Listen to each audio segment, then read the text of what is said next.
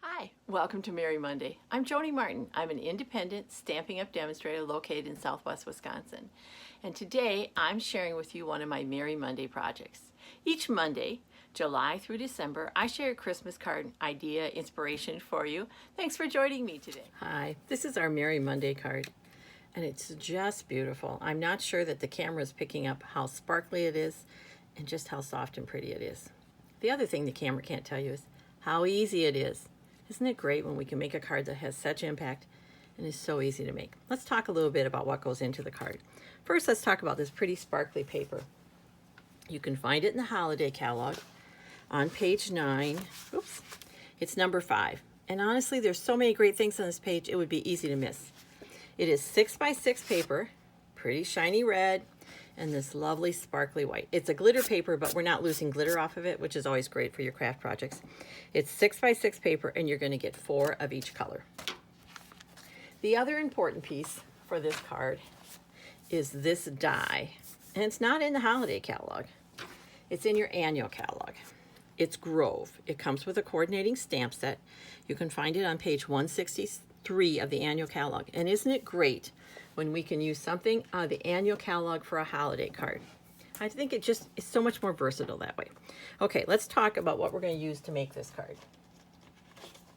We're going to die cut our card front, and because that is forming our whole card front, it's cut a little larger than I usually cut a card front. I have all the numbers, directions, supply list on my blog listed underneath this video. Let's do some die cutting. I'm going to pull my paper out of the way because your cut and emboss or any die cutting machine is just going to grip better if it's not sitting on paper. And we're die cutting. So the plate tells me that if I'm going to use a thin die, I need plate 1, we always use that, plate 2, and 2 of plate 3. So here's 1, here's 2, and here are 2 well-loved plate 3s. I always put my most scarred one on the bottom. What's important when you're die cutting this is this needs to land in the center because it forms your whole card front. You know, sometimes when we die cut, we think, oh, we want to, use the least amount of paper. You're not actually cutting out the trees. You're kind of cutting the trees away from the background. So it's important that it lands in the center. And then I have a scrap left over from cutting my card front, and I'm going to use that to cut the 2 deer. They're going to go just like so. There we go. Set them down, make sure everything is centered. The other number 3 plate goes on top, and we're just going to roll it through.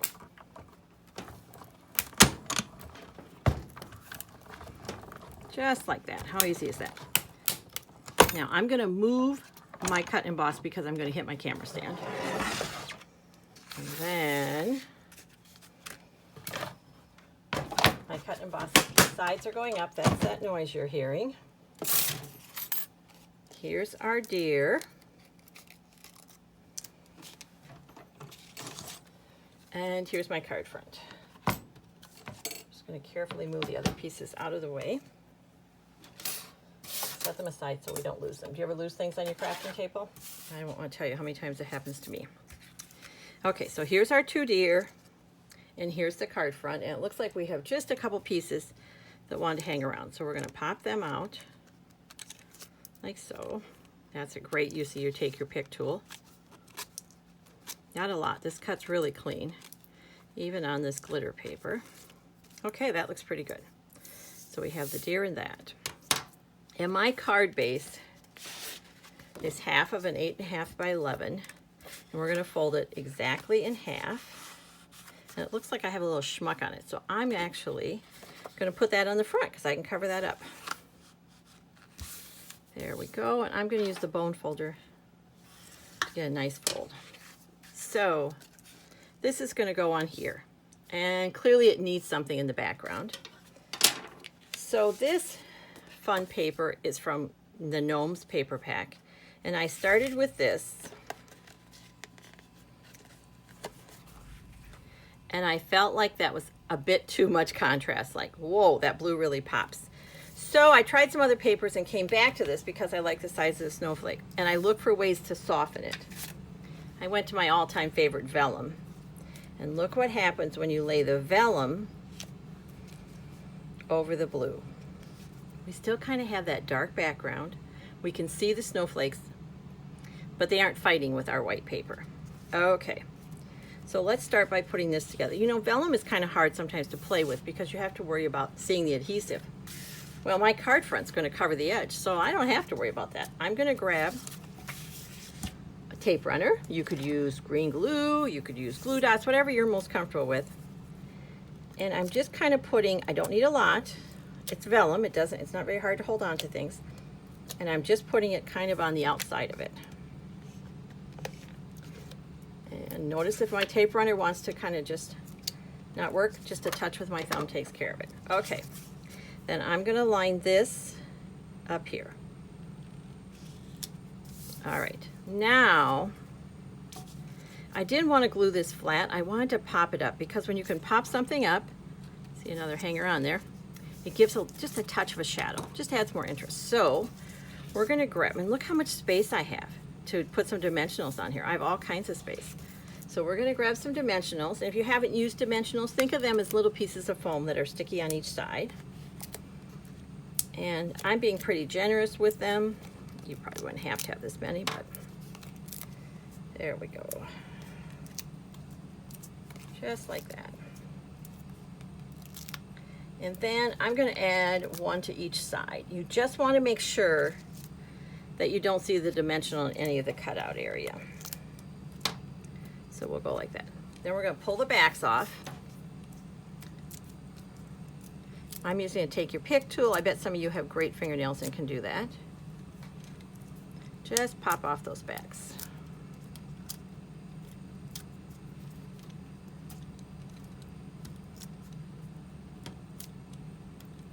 Okay. Just one more. Now, I'm going to lay this on here, and this is going to go right over the top. Just like that. I'm just going to cover it all up. Like so. That's really pretty, isn't it? Now we're going to add this to our card front. Now remember that little schmuck I had in my paper? It won't matter. It's going to be covered up. I'm going to be a little more generous with this because it's going to hold my card front there. And I want to cover up the whole card front. So I'm lining it up at one corner and going to the other corner. And look at that. Our card front's already done. Now I'm going to go in and add the deer. These I'm going to glue flat. When you do that, it also gives, it shows the contrast so you can see more clearly that it's popped up. They take nothing at all. So I'm going to grab just a touch of my favorite multi-purpose glue, and I'm going to slip this deer in here where I want. And then the little one. I think the little one is my favorite. It looks like it's looking up at the snowflakes.